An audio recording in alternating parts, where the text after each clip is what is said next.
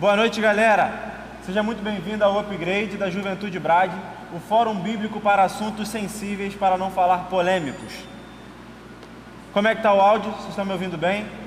Comenta aí embaixo se está tudo bem, se está ouvindo, se a imagem está boa, se está chegando além da imagem, está chegando o áudio. Me ajuda aí nisso. E eu quero apresentar para vocês o nosso convidado, Marcos Cantamessa. O Marcos, ele é casado com a Bárbara, membro da Igreja Congregacional em Cachamorra, é formado em Teologia pelo Seminário Teológico do Oeste, professor de Teologia Contemporânea, Panorama Bíblico e Hermenêutica. Além disso, é formado em Administração. E um grande ponto no currículo dele, ele é um dos membros fundadores da Igreja Batista Oásis da Esperança, conhecida por você como a Igreja da Esperança. Seja muito bem-vindo, Marcos, ao nosso bate-papo aqui, ao Upgrade.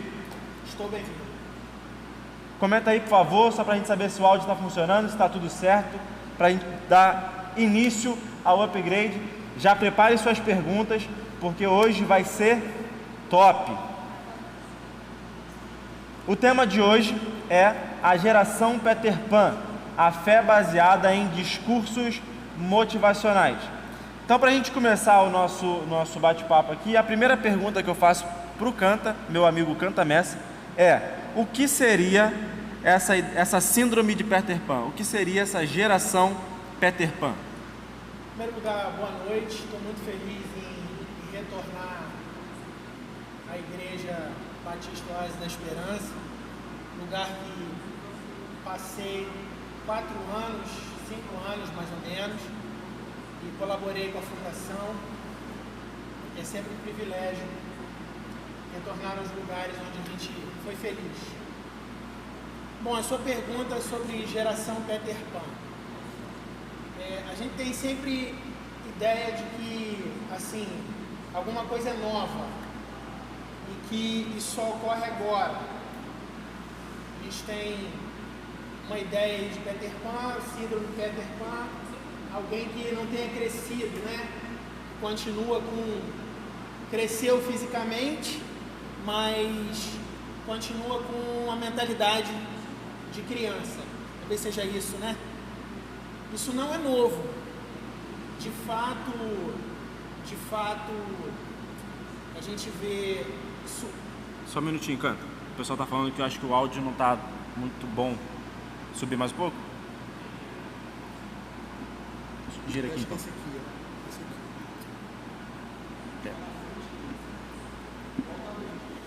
Volta tudo? Ah, sim, show. Aqui assim? Tá legal? Tá Melhorou? saindo? Quer Melhorou? que volte tudo? Tá legal? Então, só vou repetir a pergunta para a gente contextualizar e aí a gente continua. Seja bem-vindo novamente. O que seria essa síndrome Peter Pan? Ou o que seria essa geração Peter Pan? A gente sempre pensa que a gente está vivendo esse período, então a gente sempre pensa que isso só ocorre agora, né? A gente tem uma ideia de que isso só acontece agora porque, de alguma forma, isso está impactando a gente. Peter Pan seria alguém que cresceu fisicamente, mas tem muito milindre, né? Não consegue lidar com problemas, não consegue lidar com a resolução dos seus problemas, costuma fugir. Isso não é novo, sempre existiu. Na realidade, a gente já vai ver isso com Adão no Éden, em Gênesis 3, quando ele peca, quando ele erra. Então a geração Peter Pan, na verdade, é uma geração de Adão. Desde Adão isso já acontece. Não. Só deram o nome de Peter Pan hoje, né, para tentar identificar alguém que não cresce, alguém que não consegue encarar os seus problemas e tentar resolvê-los. De fato, assim, ninguém gosta de problema, essa é uma verdade. Ninguém gosta de problema, a gente tem a tendência mesmo de fugir deles, mas o que fica claro quando a gente diz que alguém é um Peter Pan é alguém que não cresceu e procura fugir, procura viver num mundo de fantasia, num mundo paralelo, no mundo virtual, no mundo de fantasia, e não encarar a vida de fato. Por exemplo, um adulto que não gosta de trabalhar, um adulto que não gosta de responsabilidades, conta, sedai chega, light chega, entendeu? Ele E ele sempre Ele fugindo, sempre fugindo dessas coisas. agindo Só- como só criança, como exemplos. alguém que tem que cuidar dele de alguma forma. Alguém tem que cuidar dele de alguma forma, com 30 anos, 35, 40. A gente vê na Bíblia muitos exemplos dos escritores bíblicos, dos autores bíblicos, falando sobre crianças. Ah, vocês ainda são crianças, ainda estão tomando leite, eu queria dar coisas mais sólidas para vocês. A gente vê muito isso, esse problema com a igreja de Corinto. A igreja de Corinto, possivelmente a igreja mais problemática, a igreja que mais recebeu advertência, a igreja que mais causava dor de cabeça para o apóstolo Paulo. Qual é o contexto de Corinto e o que isso tem a ver com a ideia de Peter Pan? Muito bem colocado aí. Dentro da Epístola de Corinto, de fato, há alusões em que eu não posso tratar com vocês como adultos. Eu ainda tenho que amamentá-los, ainda tenho que alimentá-los com leite. Eu não posso dar uma carne, não posso dar um feijão. E há uma alusão também em 1 Pedro, capítulo 2, ele vem discorrendo ali sobre a santidade, a santificação, que é a caminhada cristã, e em algum momento ali no capítulo 2, versículo 1, versículo 2, ele fala sobre ainda amamentar, e não poder dar alimento sólido ainda, porque não houve crescimento. As pessoas não aproveitaram aqueles alimentos rudimentares, básicos, sólidos, para começar, foram ficando ali na igreja e não houve crescimento para que novos assuntos pudessem ser tratados. E aí, é muito feliz quando você busca Corinto. Vamos tentar, você me perguntou o contexto, né? Qual seria o contexto de Corinto para a gente tentar fazer uma ponte com aquilo que a gente vive hoje? Beleza. Assim, vamos tentar identificar essa cidade especificamente. Sim, bem básico. Sim, bem básico mesmo. Uma meia hora eu acho que dá. Tô brincando. Bem básico. Se o pessoal aguentar, se vocês quiserem. Vamos lá. Corinto é uma cidade muito rica. Uma cidade, assim, muito religiosa. Paganismo grego. Tinha muitos deuses. Era regada pela mitologia grega. Uma cidade, assim, muito rica. Tinha 2 portos. Um num lado da cidade, outro no outro lado da cidade, pelo mar Egeu. Ou seja, lugar que tem porto é lugar que corre dinheiro, muito fluxo de pessoas, muito fluxo de riquezas, entra e sai de riquezas, e lugar que tem porto também é um lugar assim, de muita prostituição. Então, assim, imagina que uma cidade onde haja porto já é uma cidade regada à prostituição. Uma cidade onde tenha 2 portos é uma cidade mais ainda dada a essa imoralidade. Então, assim, dentro desse contexto, Paulo passa por lá em sua segunda viagem, prega o evangelho ali, fica ali 1 ano e meio, e o evangelho cresce ali em Atos 18, e ele vai embora. As pessoas que crescem, que ouvem, que entendem o evangelho pela voz dele, pela voz do apóstolo Paulo, passam a fazer parte agora de uma nova igreja, uma nova comunidade cristã. E elas querem trazer essas imoralidades, essas facilidades que existiam lá fora. Imagina, deixei de citar. Uma espécie de adaptação? Adaptação para dentro da igreja. Ainda, eu esqueci de dizer algo. Corinto tá dentro da Grécia. Então, assim, imagina toda aquela cultura, aquele poder de persuasão. A gente vai precisar disso dentro do nosso tempo. Aquele poder de persuasão dos filósofos, muita oratória, muita facilidade de articulação, de expor uma ideia, de passar uma ideia. Esse é o contexto que a cidade de Corinto cresce. O evangelho foi pregado lá por Paulo e agora ele fica sabendo pelos da família de Cloé, 1 Coríntios 1:10, que as imoralidades da cidade, as facilidades da cidade, coisas ruins da cidade estão dentro da igreja, caminhando meio que tudo junto. A igreja de Corinto, então, ela estava mergulhada nessa adaptação, nessa mescla entre evangelho e cultura pagã, evangelho exatamente. E cultura secular. Pagã, imoralidade, culturais, o que é normal para todo mundo. Por exemplo, as novelas hoje falam isso, né? Tinha um rapaz lá, por exemplo, isso é um exemplo, saindo com com a mulher de seu pai, a sua madrasta. Isso ninguém dentro da igreja achava normal.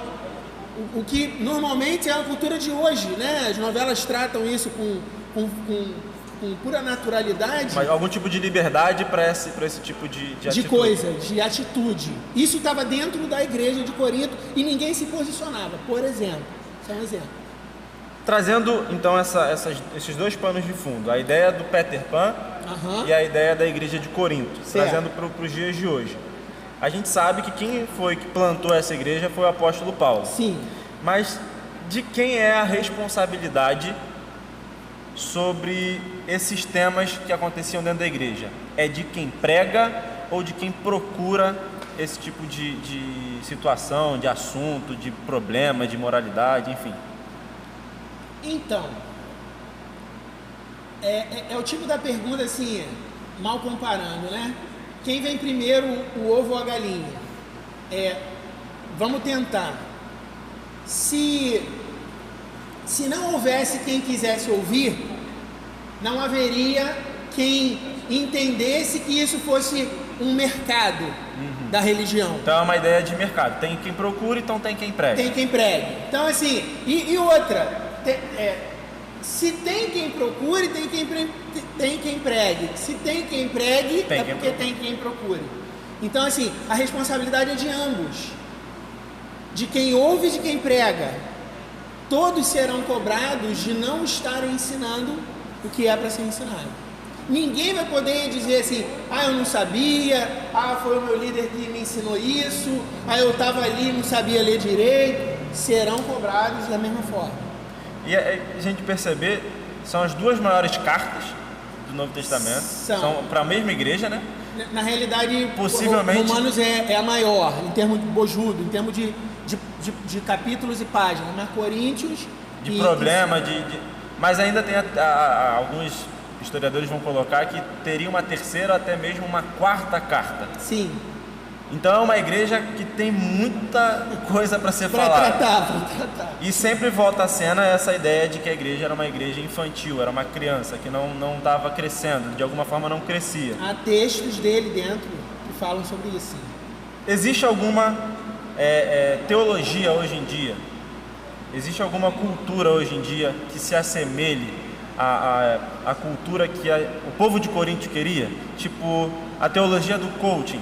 É uma teologia que o pessoal de Corinto usava anacronicamente, né? Entendi. Usava de alguma forma algo parecido para poder continuar sendo uma criança, continuar tomando leitinho, continuar vivendo a vida do jeito que eles viviam. A gente sabe que não tem como aplicar o futuro ao passado, mas... Sim. A gente precisa construir uma ideia. A gente precisa construir uma ideia teológica dentro do primeiro século, em nossas mentes e corações, do que os apóstolos se empenharam a fazer. E daí fazer uma crítica construtiva e assim, amadurecida. Já citamos a geração Peter Pan, a gente começa a citar algumas coisas que algumas pessoas fazem e elas não gostam. Vamos para a Bíblia, vamos tentar ir para as Escrituras. Então assim, o que Isla e todos que nos ouvem essa noite, o que os apóstolos assim se empenharam em fazer? Sobretudo os apóstolos que ficaram mais na região de Israel, Pedro, Tiago e João, são as bases do evangelho da circuncisão, que a gente fala entre os judeus, ficaram dentro de Israel, e o próprio Paulo fala isso mais tarde, aqueles que pregaram entre os gentios, ele e Barnabé, os apóstolos da incircuncisão, os apóstolos que pregaram aos gentios, aos que não eram judeus, aos que não eram aquele povo hebreu que Deus utilizou para escrever as leis dele Deus utilizou, sendo os profetas dele, Deus utilizou para terem os escritos dele, como Salmos, Provérbios e demais, construindo o Antigo Testamento para o aguardo do Messias. Esses são os judeus, o povo circunciso.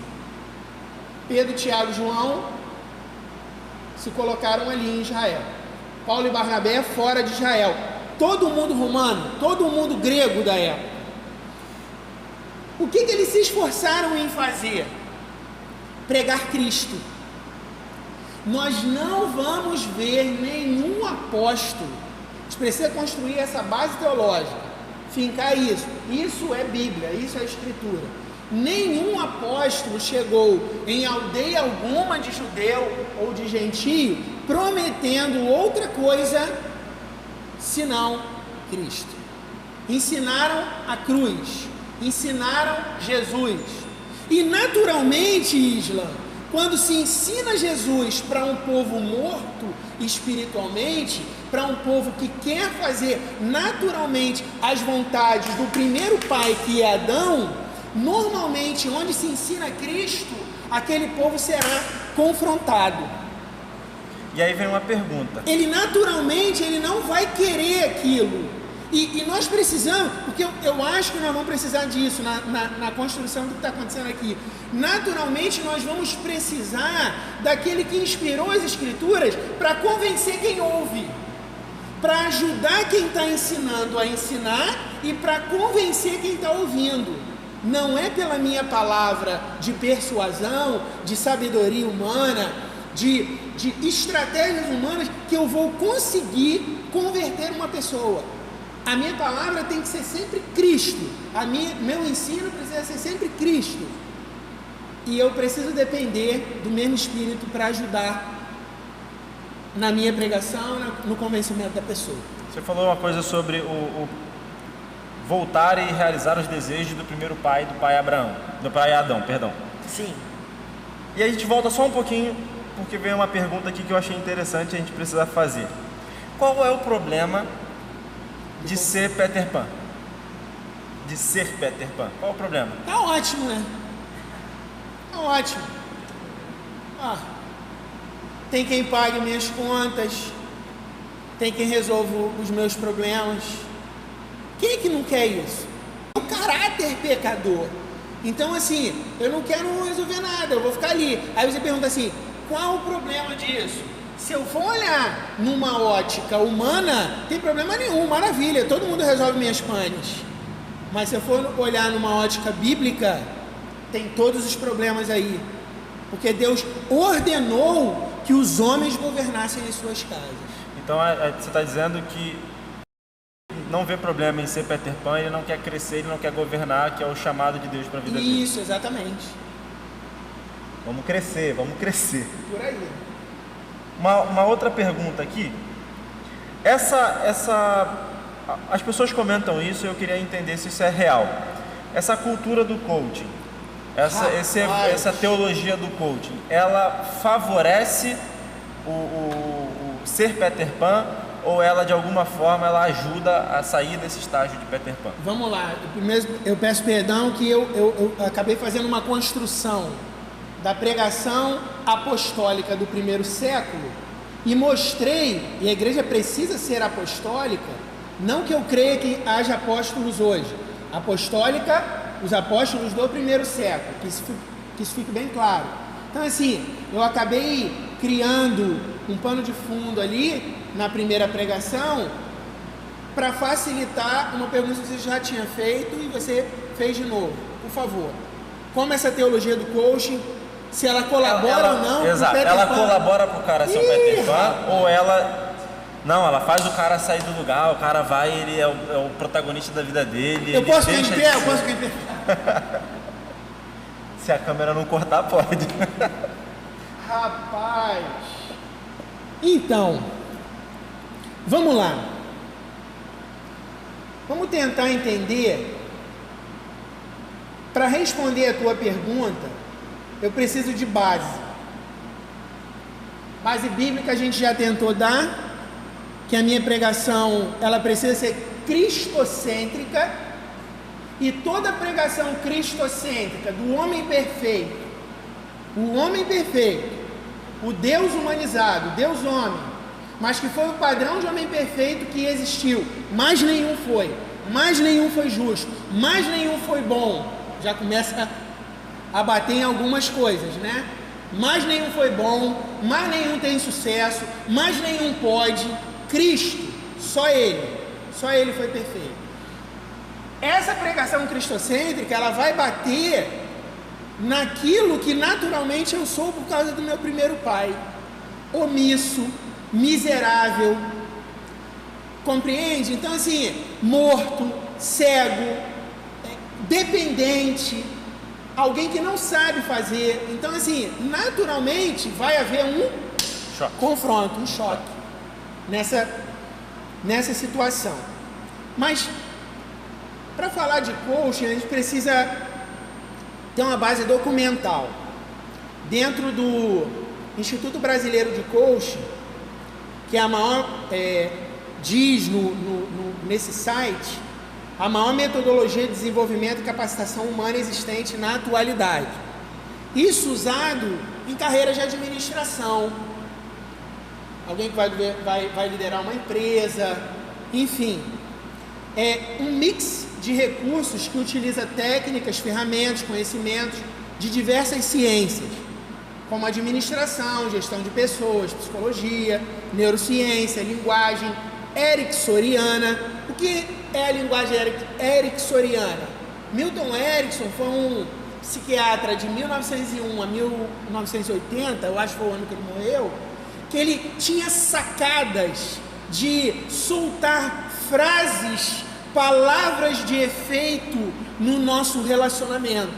E com essas palavras de efeito, tipo assim, mais cedo ou mais tarde, você vai precisar disso. Dentro desse papo, eu já startei alguma coisa dentro do teu psicológico, que de fato vou precisar, vou prestar atenção nisso, porque isso de alguma forma vai me construir. Então assim, psicologia, planejamento estratégico, entre outras, visando a conquista de grandes e efetivos resultados em qualquer contexto, seja pessoal, profissional, social, familiar, espiritual, financeiro. Enfim, Isla, o que eu vejo dentro da área do coaching, que é uma área que vai focar, ela é muito humanista. Então você já está dando um pano de fundo. Essa é uma pergunta. Veja bem. O que tem antes da teologia do coaching? Porque a gente entende que nada é novo sobre a terra. Sim. O pecado é tão velho quanto Adão. O que vem antes da teologia do coaching? Qual é esse pano de fundo? Beleza, ela não é nova. Quem está atrás dela então? Teologia da prosperidade. E quem está antes da teologia da prosperidade? A gente vai voltar, a gente vai ver traço na teologia da libertação. Que Jesus é alguém que, na realidade, ele é só um líder que me ensina a sair debaixo de jugo de opressão de alguma outra liderança. Jesus não é o meu libertador que me leva para o céu, que me livra do meu pecado, que me livra do inferno. Não, essas palavras, até no coaching, né? Essas palavras não existem. Pecado é só um elemento que transtorna. Isso tem relação também com a conhecida hoje em dia como hipergraça, aquela que, não, vamos falar de pecado, vamos falar de amor é mais legal, amor chama mais atenção. Talvez sim, cara. Talvez sim. Pecado pecado é uma doutrina que precisa ser ensinada nas igrejas, porque nós temos a palavra da verdade. Aquilo que a gente ensina precisa confrontar o pecado. Então assim, como isso não é popular, eu dou uma outra cara, eu dou uma outra roupagem, eu dou um outro nome para aquilo ali de fato não confronte quem ouve. Não choque quem ouve. De alguma forma, isso pode estar ligado àquilo que o tema quer alcançar. Peter Pan. Entende? Não quer confronto. Se eu tenho um problema e esse problema ele é pregado à luz das Escrituras, à luz do Espírito, o padrão de um homem perfeito que é Cristo Jesus, a própria Bíblia está me confrontando nisso, eu saio daqui. O problema agora não é lá, não é a conta de luz, não é a conta d'água. É a igreja que começou a pregar aquilo que não está me agradando, tiraram aquilo que eu estava fazendo e eu não posso fazer mais, eu procuro um outro lugar e vou Então é aquilo que a gente já falou, que é a ideia do mercado. Eu vou naquele lugar, não gostei do produto, eu vou para outro lugar procurar um produto melhor. É mais ou menos, ainda entra nessa ideia de Peter Pan, mercado, eu não gosto do produto, eu não gostei da pregação, eu não gostei do louvor, o irmão não sorriu para mim, aquela igreja não se encaixa naquilo que eu gosto como igreja, então eu vou procurar um lugar novo para participar. Possível. E aí o cara, ele continua sendo, talvez criança. Aquele texto, continua sendo criança. Isso. Ele pega aquele texto de Paulo a Timóteo, né? Sentindo coceira nos ouvidos. Opa, excelente texto. De apóstolo Paulo para um pastor, né? Eles vão procurar líderes para si, Isso. pregadores para si. Que falem aquilo que os comichões de seus ouvidos querem ouvir. E dentro desse contexto, você vai olhar que o contexto de Timóteo, ele vai dizer que toda a escritura divinamente inspirada é proveitosa para ensinar, para corrigir, para nos ensinar a dar resposta, a sermos apologistas do Evangelho. Ou seja, se eu não deixo que as escrituras, Cristo, me construa como um homem perfeito como é Cristo, eu fico um eterno Adão, aquele que foge do problema, aquele que foge, que constrói para si aventais, que corre para trás das árvores, que talvez a nossa geração deu o nome de Peter Pan. Então a ideia é de que Adão, assim como Adão correu para trás da árvore e fez um avental, a geração de hoje continua fugindo, sendo um pouco mais infantil. Isso aí. Vem uma pergunta aqui muito boa. De fora. A Bíblia é encorajadora por si só. Então, qual é a diferença entre o encorajamento bíblico e da teologia do coaching? Se as escrituras, se é uma base reformadora, sola a escritura, se eu tenho mais alguma coisa que construa a minha fé, eu não vou, assim, vamos usar o reformador sim, mas vamos usar a própria escritura. Jesus, após o Sermão do Monte, Mateus 5, 6 e 7, ele fala assim, capítulo 7, versículo 24 a 27, ele fala dessa forma: aquele que ouve e pratica as minhas palavras, as minhas palavras, só um parênteses, em outro texto, a própria Bíblia vai dizer que a palavra é Ele, o próprio Cristo. Logo, o que Jesus está falando, aquele que ouve e pratica as minhas palavras, aquele que faz, eu. Aquele que pratica, eu, Cristo. Entendeu ele falando? Aquele que faz o que eu estou mandando. Onde está aquilo que Jesus manda? Na própria Bíblia. Então vamos lá. Aquele que ouve e pratica as minhas palavras, assemelhá-lo-ei ao homem prudente que edificou a sua casa sobre a rocha. Vieram as chuvas, subiram as águas, foi grande tormenta aquela casa e ela não caiu. Olha a fé baseada na escritura, dentro da pergunta de quem te perguntou aí. Aquele que ouve e não pratica as minhas palavras, assemelhá-lo-ei a um homem insensato, que edificou a sua casa sobre a areia. O que é areia, Isla? É uma forma alegórica de Jesus dizer que areia vai, areia vem. Se você for para Natal, tu vai ver, cara, que o ambiente muda. A estrada está aqui, aquela duna estava ali, não está mais.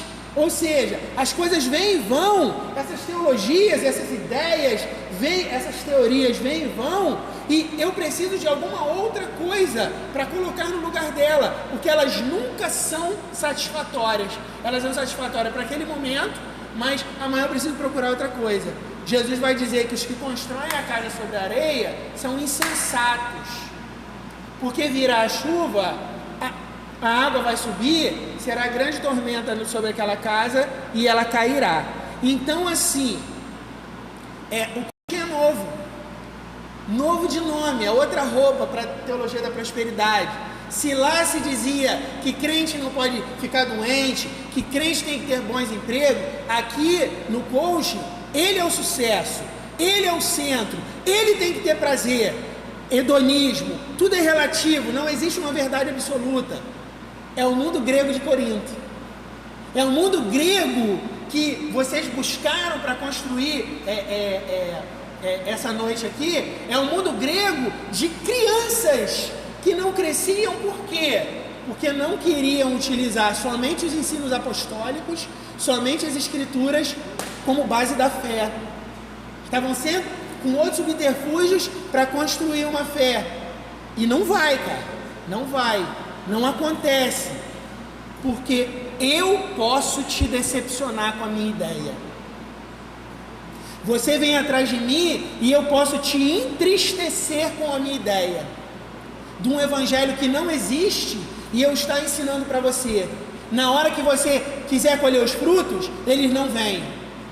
Mas Cristo não decepciona nunca. Aleluia. Glória a Deus por isso. As escrituras não decepcionam nunca. E as escrituras nos chamaram, isso precisa ser dito, como crentes, para o sofrimento. E percebe, o sofrimento precisa construir minha vida. Romanos 8, 31, 32, 34. E eu não quero isso, porque eu não cresci. Eu não sei lidar com isso. Então vou procurar um outro lugar que fale aquilo que eu quero ouvir. Então eu não sei se eu consegui responder as bases da fé cristã bíblica e as bases de um pseudo-evangelho. Eu vou tomar emprestado Paulo em outro texto. Cara, aos Gálatas, foram aí falar com vocês, cara, outra coisa. Vocês são insensatos. Vocês estão entorpecidos, encantados com outra coisa, que não é o evangelho. Você citou uma coisa aí que eu tenho que te fazer essa pergunta. Se fosse possível transportar a teologia do coaching para a época de Paulo, como que Paulo trataria essa teologia? Porque já é uma pergunta aqui, como combater a cultura do consumismo? Rapaz, dentro da própria epístola aos Coríntios, sou meio das antigas, eu gosto... Papel. Vamos lá. 1 Coríntios 2. Tudo a ver. Vamos tentar colocar Paulo aqui perto da gente ou a gente lá perto dele congregando na igreja de Corinto. Ambas as coisas podem ser utilizadas. E eu, irmãos, quando fui ter convosco, 1 Coríntios 2, versículo 1, perdão. E eu, irmãos, quando fui ter convosco, anunciando-vos o testemunho de Deus, não fui com sublimidade de palavras ou de sabedoria, porque nada me propus saber entre vós, senão a Jesus Cristo e esse crucificado. E eu estive convosco em fraqueza, e em temor, e em grande tremor. A minha palavra e a minha pregação não consistiram em palavras persuasivas. Eu não quis mudar você pela minha mente para a tua. Eu não quis te formatar pelaquilo que eu tenho como método para que você aprenda o método, para que você passe a praticar aquilo. Não foi persuasão. Não consistia em palavra persuasiva de sabedoria humana, mas em demonstração do Espírito de poder, para que a vossa fé, para que a fé de Corinto não se apoiasse em sabedoria dos homens, mas no poder de Deus. Eu vejo Paulo sentado aqui com a gente, porque o ensino apostólico dele, inspirado pelo Espírito, ficou para todas as eras, nos ensinando e batendo em nós, no nosso tempo, que sabedoria humana, persuasão, não podem ser doutrinas. Isla, eu fiz RH, fiz administração, um irmão fez contabilidade, um irmão é bacharel em direito. Essas coisas não podem agregar conhecimento e fluidez a uma igreja local, a uma denominação? Claro que podem. É óbvio que podem, que todo conhecimento acadêmico ou não, eles podem ajudar um irmão, inclusive que nem fez faculdade, pode ajudar com um aconselhamento. É óbvio que pode. Somos igreja. Mas essas coisas não podem virar doutrinas além das escrituras. Essa é a minha crise. Quando algumas manifestações extra-bíblicas vêm para o púlpito construir a fé. Você falou do púlpito. Antes de eu fazer uma pergunta que a gente recebeu aqui também, no púlpito pode teologia do coaching, administração, psicologia, pode misturar um pouquinho, uma técnica de persuasão, uma técnica de venda? Pode ou não pode? O que acontece, Ige? Eu vou estar construindo alguém, meu discípulo. O dia que você se decepcionar comigo, chuta o balde. A minha palavra não pode ter a minha persuasão.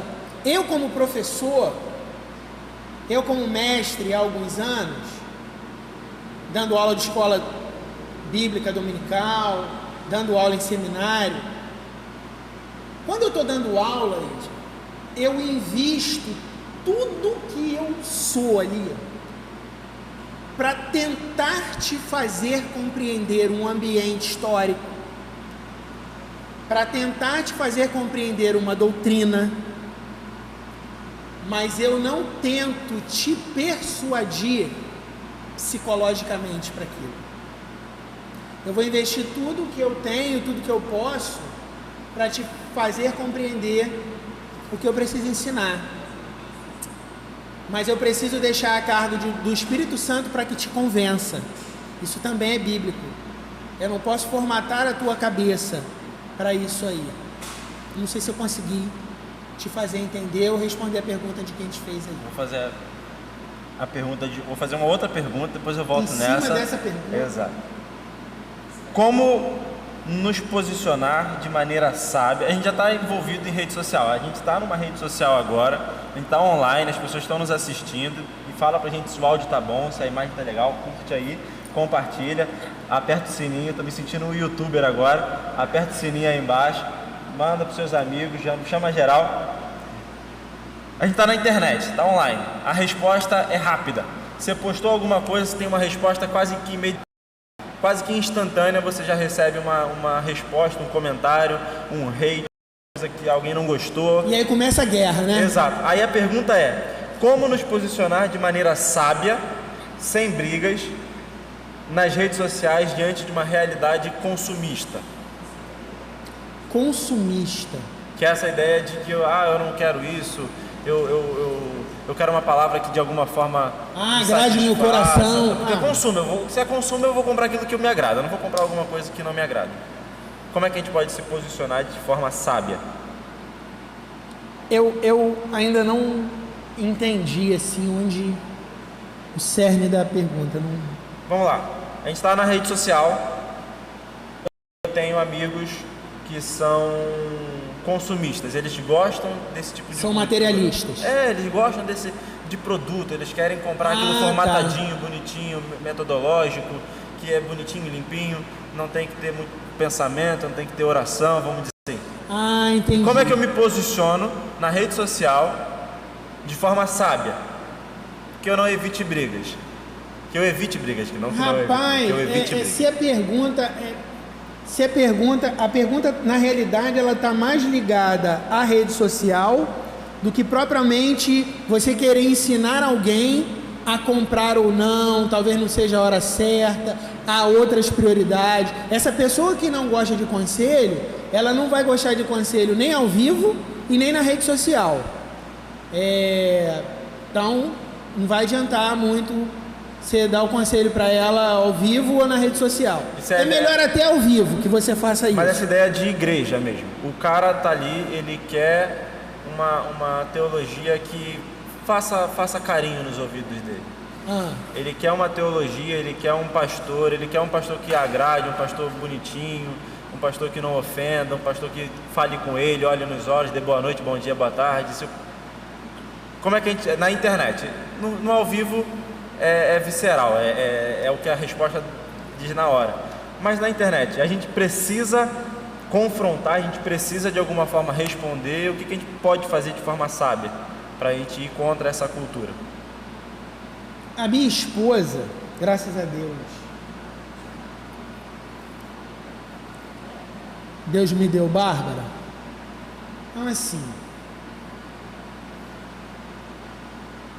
ela sempre fala assim: Moa, não fala nada, Moa, não posta isso, não coloca isso, porque na rede social não tem o clima, não tem o tom da voz, não dá para passar totalmente aquilo que você queria dizer.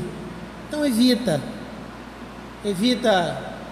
que isso seja feito, porque você não sabe onde bateu, você não sabe onde chegou.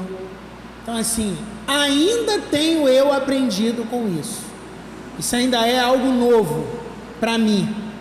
Existem pessoas que dominam muito mais isso e conseguem pela rede social utilizar pastorais, por exemplo. Ele vai soltando e coisas até são bíblicas e mesmo assim incomoda. Você falou aí da pessoa que quer um pastor carinhoso. Todo mundo quer. É óbvio que todo mundo quer. É óbvio que eu não quero alguém que seja bruto comigo, que fale direito. Todo mundo quer. Isso no tete a tete, no ao vivo e na rede social. É óbvio. Mas que de fato a gente precisa evitar discussões, porque somos pessoas públicas, somos pessoas que lideram outras, somos pessoas que estão em evidência. Isso de alguma forma pode gerar areias em algumas pessoas e ser ruim. Uma outra pergunta: o fato de existir muitos cristãos mimados que querem ouvir somente o que lhes agrada e não o que os confronta, tem sido o grande fator que populariza essa teologia, a teologia do coach? Não tenha dúvida. Tudo está muito ligado, Isla, no pragmatismo. Tudo está muito ligado no objetivo alcançado. Tudo está muito ligado à experiência. Você falou do coach, você falou, perguntou se tinha um início, a teologia da prosperidade, pode voltar na teologia da libertação, tem traços também. A gente vai voltando.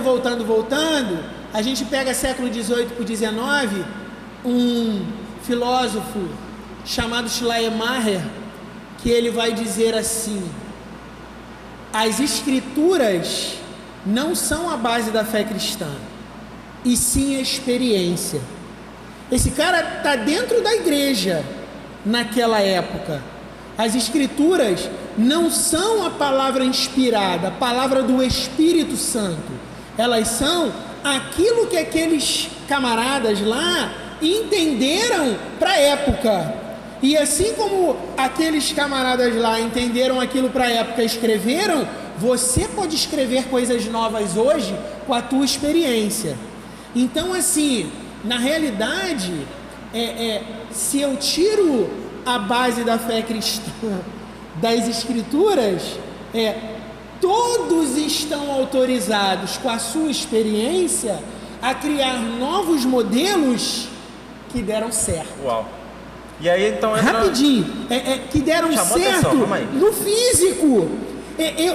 Rapidinho, senão não consigo. Tu sabe como é que é? Fica igual a pipoca a mente, né? Então assim, a pessoa ela vai partir para discussão assim: a minha igreja tem 3.000, a minha igreja tem 5.000, a minha igreja, e a tua aí que está pregando essas coisas velhas, compreende? Há algo mais novo do que o velho evangelho? Não tem. Parece paradoxal, né? O que os apóstolos ensinaram, eu preciso estar ensinando, mas talvez por estar havendo confronto dentro de uma igreja local, as pessoas não estão ficando, e em algum outro lugar está lotado, porque talvez aquelas experiências místicas, sensoriais, sensitivas, estejam agradando e tal, e experimentalmente parece que aquilo deu certo. Esse é o perigo que você falou do pragmatismo. O que funciona, a gente Pronto. bota para frente. E veja se não é isso o contexto agora de que Paulo escreve a Timóteo, que não pastoreia Corinto, mas uma outra igreja problemática, Éfeso. Pregue a palavra sempre. Não negocie o teu púlpito com outra coisa. Vai ter novidade, mas fique nas escrituras. Fique naquilo que eu te ensinei.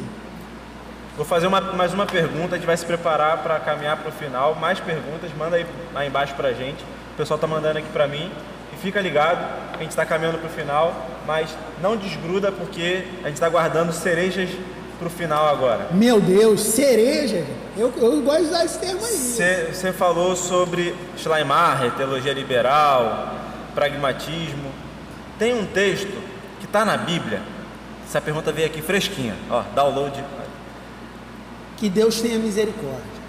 Tem um texto que o pessoal usa muito para o pragmatismo, que é a fala de Gamaliel. Quando Gamaliel está julgando, está no concílio ali, no sinédrio deles, está julgando os cristãos. Ele fala uma frase que todo mundo usa para dizer que se algo funciona, pode continuar. Ele diz o seguinte: deixe que eles permaneçam, porque se for de Deus, vai prosperar, e se não for de Deus, vai acabar.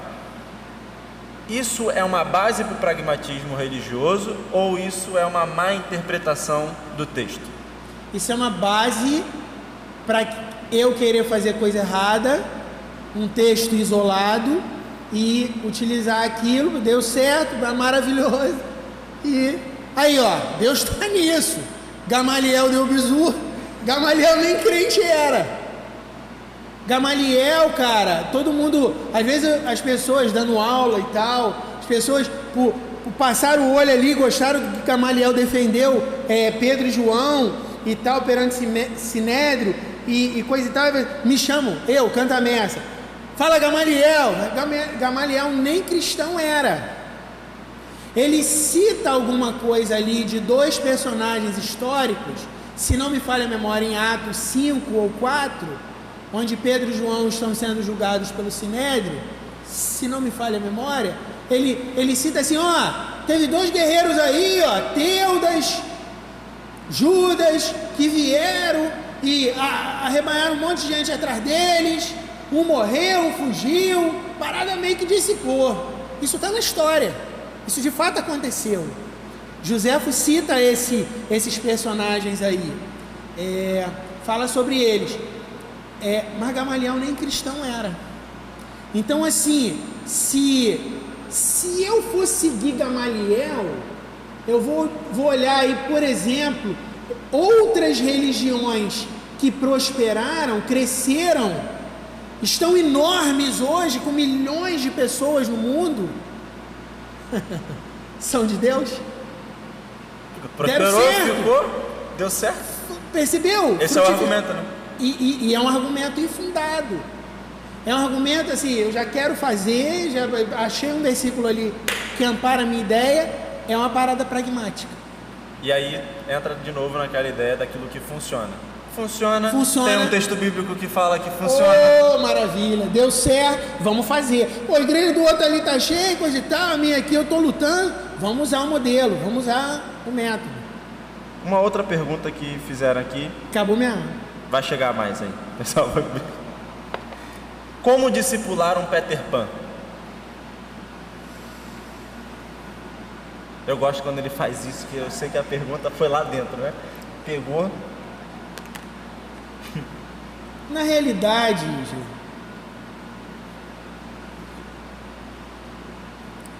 é um nome dado.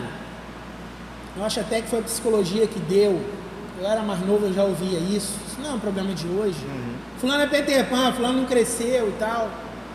É um nome dado. Parece que as coisas voltam, né? Mas porque é o mesmo pecado. A gente é filho de um mesmo pai. Eu vou bater nessa tecla aí, porque não tem como não bater.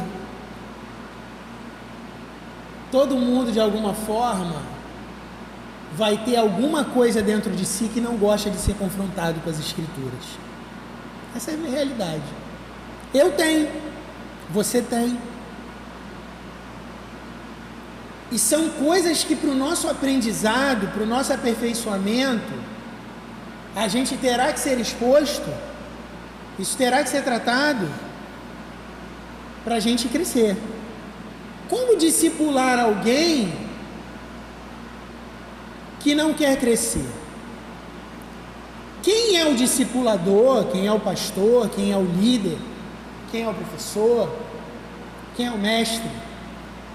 Quem é o responsável? Ele vai investir. Ele vai ensinar as Escrituras. Ensinar o padrão de homem perfeito. Alguém deve estar pensando, rapaz, isso dá muito trabalho.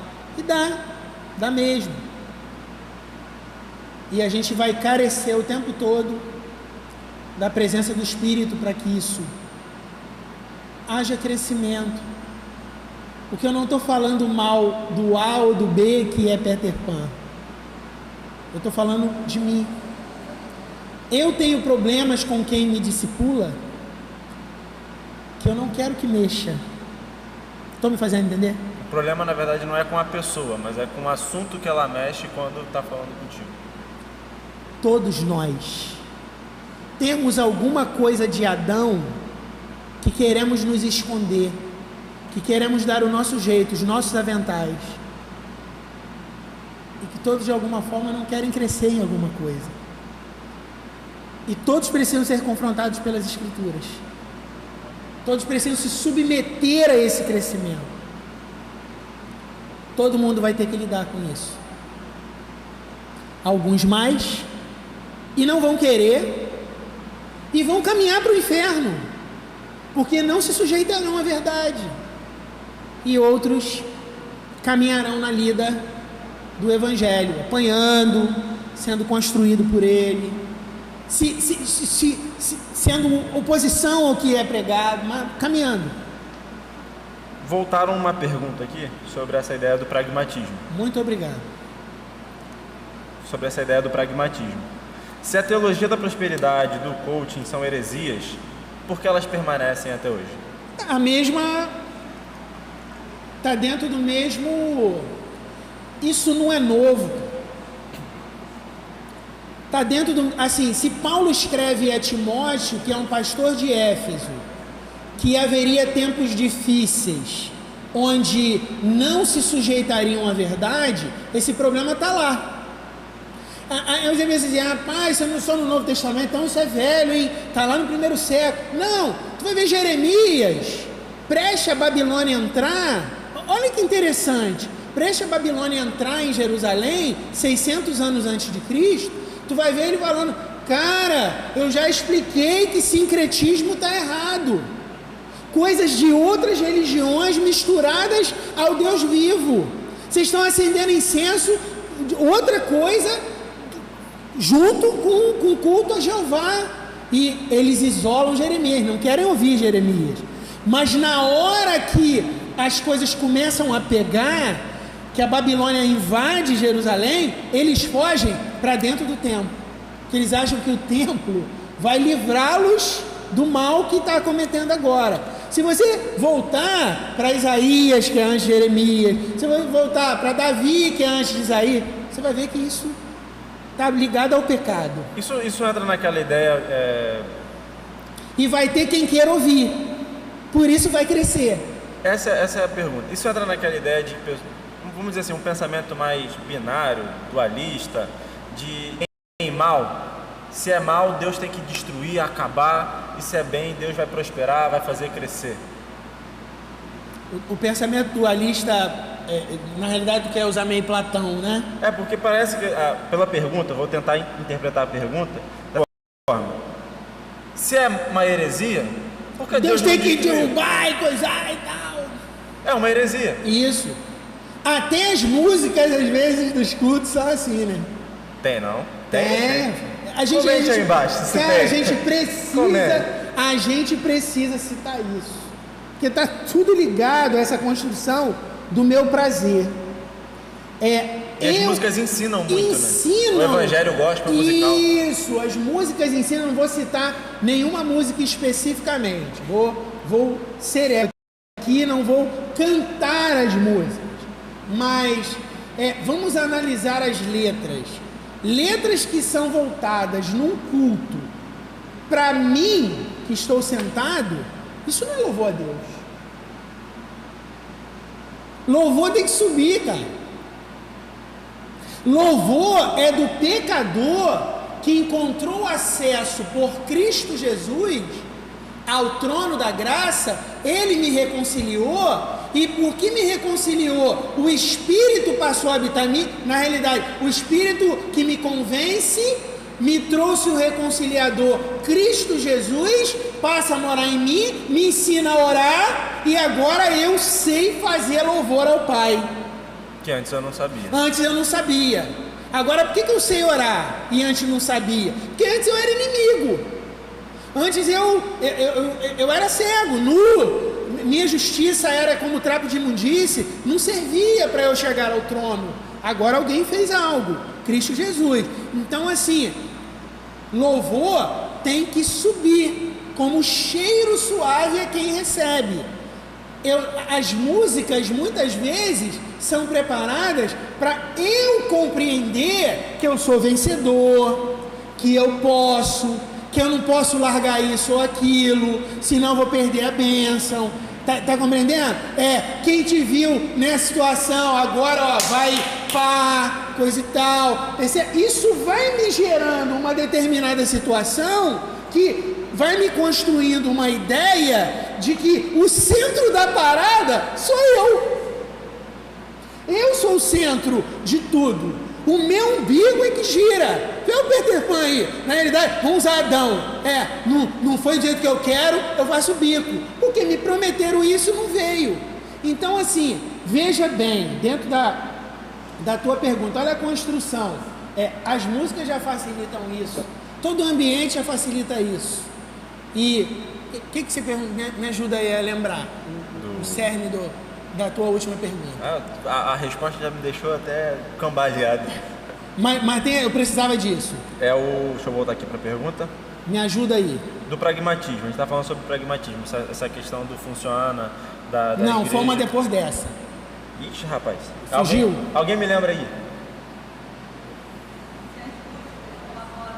As músicas colaboram, as músicas ensinam. As músicas deveriam subir. Eu estou usando as músicas para eu achar que o centro da parada sou eu. Crio um ambiente agradável, maneiro. É óbvio que isso aí vai explodir. Porque funciona. Porque é legal. É maneiro, parada. Falo o que eu quero, me promete o que eu quero, ninguém fala o que está errado na minha vida, e a gente vai seguindo. Talvez seja isso aí que você tenha perguntado. Vou dar espaço para mais uma pergunta. Deixa aí embaixo no comentário, o pessoal está mandando aqui para mim mais uma pergunta. Eu vou ler uma que está aqui e só mais uma, para a gente encerrar nosso upgrade de hoje. A gente está há quanto tempo? Nem sei. Deu 1 hora, né? Deu 1 hora aí já?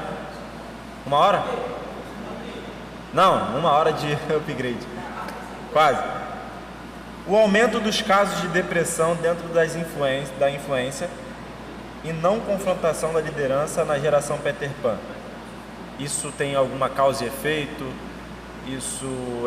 Eu ouço muito algumas pessoas falando, vou até fazer um adendo aqui à pergunta. Tem relação com as pessoas que não foram ensinadas a se frustrarem? Bom, tem alguma relação isso, o fato do cara ser um Peter Pan, um crianção, e aí ele não aprendeu a se frustrar e a gente tem causa e efeito? Eu não posso te responder isso por falta de conhecimento técnico. Não é minha área. Seria leviano de minha parte.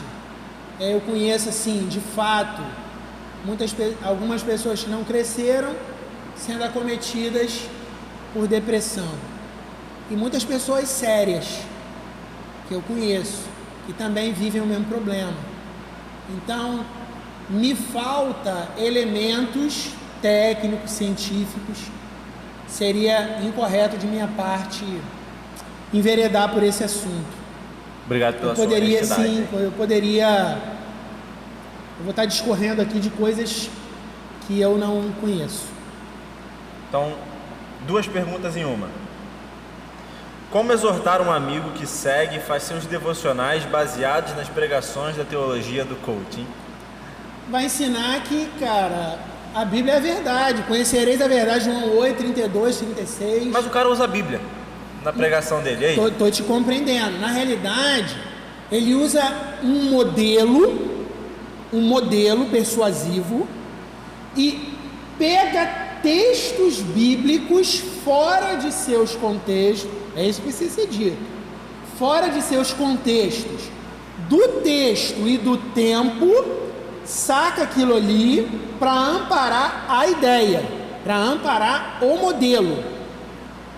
Isso é tão claro para mim que, vez por outra, uma versão não serve. Eu uso outra versão. Essa versão aqui eu vou usar para esse assunto. Aquela versão eu vou usar para aquele outro assunto. Aqui vou usar uma outra versão que nem se usa mais para aquele outro assunto. Porque na realidade eu não estou usando a Bíblia. Eu estou usando textos fora de contexto para amparar uma ideia pré-concebida. Então, assim, o que você vai ensinar? As Escrituras. Por isso que eu sou meio contra, Isla, dedão na passagem para Deus falar. Abrir a Bíblia e... rapaz. Dedão na passagem. Isso é esoterismo, gospel. Cara, meio horóscopo, né? Eu gosto, coisa e tal, acordar hoje e tal. Aí bota dedão. Caixinha de promessa, eu lembro da caixinha de promessa. Isso, é só coisa caixinha boa. De promessa, abre, puxa.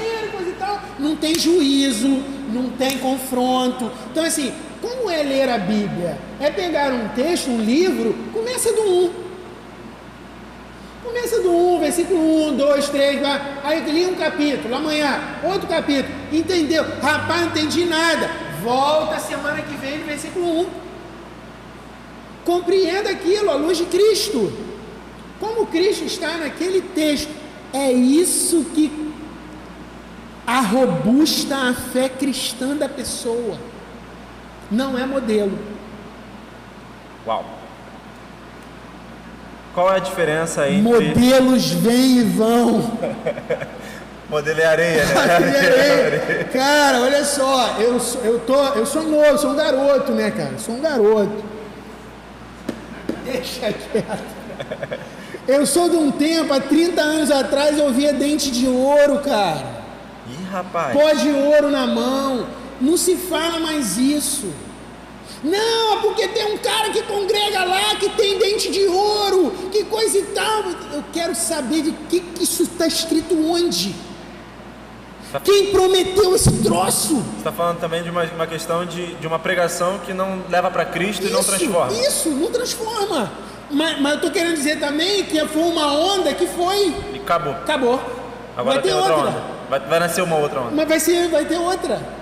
Que todas elas estão ligadas a um certo avental que nosso pai colocou para começar uma parada, para resolver uma lacuna de falta de comunhão com o Criador, que ele fez o seu método, a sua forma, o seu jeito. Desse jeito tá bom. E estava claro que não estava, porque se o próprio Deus não tivesse procurado ele para restabelecer essa relação, nada continuaria com o aventalzinho dele. E atrás da árvore. Ou seja, e atrás da árvore. Amanhã teria que ser outro, porque de folha vai secar. Olha uma espécie de areia aí, ó, que vem e vai. Última pergunta, para fechar tudo. Tá bastante, o pessoal usa muito essa expressão e eu queria entender. A história é cíclica, ela é linear, você vai me responder sobre isso. Existe essa ideia de geração raiz e geração Nutella? Entendi. A primeira história é linear. Ela não é cíclica. Parece ser porque as coisas se repetem, né? Mas na realidade ela é linear. E por que elas se repetem? A gente não evolui, cara. Não tem isso. A gente cai. Desde o primeiro homem, o que fica claro é que o homem não sabe resolver a sua vida sozinho. Ele precisa de Deus. Ele precisa de Cristo. Ele precisa que o Espírito ilumine a cruz do Evangelho, que ela seja vista, que ela seja vivida. Tem alguém perfeito aqui? Não, mas é essa a mensagem. Então, em momentos pontuais, você vai ver que algo aconteceu na história, que foi mudada uma postura de um bairro, de uma cidade, de um país, de uma geração, porque o próprio Deus atuou. É a ação de Deus, a ação de Deus, do Espírito Santo, mostrando Cristo, o reconciliador, o nosso agente expiador, levou a nossa culpa na cruz do Calvário para que haja mudança. Então, assim, a tendência do homem é só errar sempre. Deus me abençoa mesmo eu sendo errado.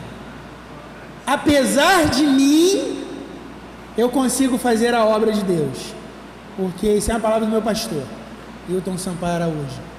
Porque é Deus quem capacita, quem dá dom, quem dá escritura, quem dá fé. E é a geração Nutella e raiz. Na realidade, eu vou voltar à mesma coisa. Eu sei que algumas pessoas são mais sensíveis, não dá para discutir nada, qualquer coisa faz bico, qualquer coisa ela quer furar a bola, qualquer coisa ela quer furar o pneu da Kombi, não quer aquilo ali porque ela não votou para comprar Kombi e agora eu vou furar o pneu da Kombi. De fato tem uns mais e outros menos, mas no fim das contas todo mundo é pecador. Uns mais, outros menos, dependeremos sempre de Deus para que a gente acerte, para que a gente faça a coisa certa, para que a gente dirija uma igreja, para que a gente dirija uma aula, para que a gente dirija uma família. Você vai ser pai no próximo mês, olha que lindo, a responsabilidade que Deus está te dando, de ensinar a sua esposa, de ensinar uma criança, formar o caráter de Cristo numa criança. Olha isso. Só que ela é uma pessoa. Ela já vai nascer um pecadorzinho. E você vai investir tudo que você tem para ensinar o evangelho. E eu acredito que você já esteja fazendo isso na barriga de sua esposa, para ensinar o evangelho verdadeiro. Mas seu filho é menino ou menina? Menino. Menino. Qual o nome? Noah. Noah. Rapaz, coisa chique. Ele vai ter algo de Adão dentro dele a vida inteira. Que a gente precisa compreender que a gente, caminhando com Jesus, o velho homem precisa ser abandonado a cada dia. Vamos conviver com coisas que não gostamos, às vezes vamos repetir coisas que fazemos e não gostamos. Por que eu ainda faço isso? Mas isso não é desculpa de buscarmos a santificação em Cristo Jesus, e isso a Escritura e a oração, a comunhão nos dá. Sem a santificação ninguém verá Deus. Então, de alguma forma, todo mundo é meio Nutella, infelizmente, usando esse termo aí, uns mais, outros menos. De fato, tem algumas pessoas que não dá para conversar nada, faz bico em tudo. Mas que a gente cresça, né? Que a gente seja o raiz, que a gente tente buscar a imagem de Cristo nas Escrituras para ser raiz no Evangelho. Talvez seja isso que você tenha querido perguntar. Gente, muito obrigado pela participação de vocês. Foi um prazer, hein? Tem mais pergunta? Meu Deus, eu falei que era a última, mas vocês são fogos. Acabou de chegar? Mas essa vai ser a última pergunta. Depois dessa pergunta, o Marcos Cantamessa vai fazer as considerações finais dele, conselhos dele. Pode falar. Tá onde? Tá no YouTube? Eu abro aqui. É a última do YouTube. Então eu abro aqui. Meu Deus, olha que bonito, hein? Vou até citar o nome dele. Pode citar o nome? Pode citar? Fábio Pereira, é essa? Ele perguntou: como Jesus olharia para as pessoas Nutelas e como ajudá-las sem parecer um doutor da lei? Boa pergunta, hein? Muito boa pergunta. E já emenda, por favor, nas suas considerações Excelente. finais. Excelente pergunta. Eu vou utilizar o mesmo Paulo, que era um doutor da lei, antes de se converter. E nem por isso deixou de ensinar a lei do Senhor. Pode nos parecer, às vezes, com textos como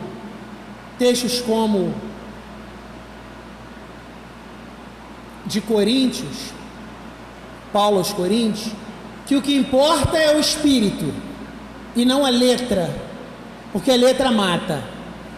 Isso pode um mestre da lei de Moisés, dos profetas do Antigo Testamento, isso fica claro em suas cartas. Ele vai dizer a Timóteo, um pastor que ele consagrou para uma cidade, como já citamos: fica naquilo que eu te ensinei, persista em ler, fica na doutrina, não ensine novidades. Então, assim, olha meio que a linha tênue. A gente tem que ter cuidado, que eu posso estar ensinando um Nutella, e eu vou citar alguém aqui que possa ser no Antigo Testamento. A gente pode ter cuidado aqui. Fez beicinho e foi embora, agora está no mundo. Quem botou ele para fora? O fariseuzão que ensinou a lei, entendeu? Tinha que ter mais amor, coisa e tal. Será que não teve? Vamos pegar um exemplo de Jesus com o jovem rico. O texto de Marcos diz que Jesus até o amou. Jesus o amou e deu a lei para ele. Está aí, ele foi embora e virou as costas. Jesus, sendo num modelo bonzinho, que talvez eu tenha criado. Não, Jesus é bonzinho, Jesus pregou amor. Esse negócio de ira de Deus não existe. Inferno, precisa mudar isso, essa história, pecado, coisa feia. Jesus é bonzinho. Aí eu isolo passagem de João 2, que ele entra no templo metendo chicote em todo mundo. Então, assim, Jesus tinha algo a cumprir: pregar a palavra, pregar a verdade, dar o exemplo em si mesmo. Isso não foi negociado. Foi atrás como pastor das ovelhas perdidas? Sim. Ele era um doutor da lei? Não, ele era a própria lei. Cumpriu ela estando debaixo, mas ele era a própria palavra. Não deixou de dizer a verdade porque alguém fez biquinho. Mesmo sendo amoroso, insistindo, quando foi. Respondi a tua pergunta? O Fábio que tem que me dizer. Fábio, respondi a sua pergunta? Mas... tinha as considerações, né? Sua consideração final para a gente encerrar o upgrade, o Fórum Bíblico da Juventude Brade de assuntos sensíveis, para não falar polêmicos. Você citando para não falar polêmicos, já quer dizer que é isso. Então vamos lá. Primeiro, voltar lá no início, que eu acho que o microfone estava um pouco afastado, lá no meu início. Fico feliz em retornar a um lugar que eu me lembro, 2008, 2009, ali atrás, 2010, 2011, aqui ainda sendo construído no chão, a gente ia fazer culto aqui, e nós pregávamos a palavra de Deus. Eu lembro que expus o livro de Jó, versículo a versículo, expus o livro de Atos também, versículo a versículo. Por 3 anos, eu acho, nós ficamos com o culto de quarta-feira.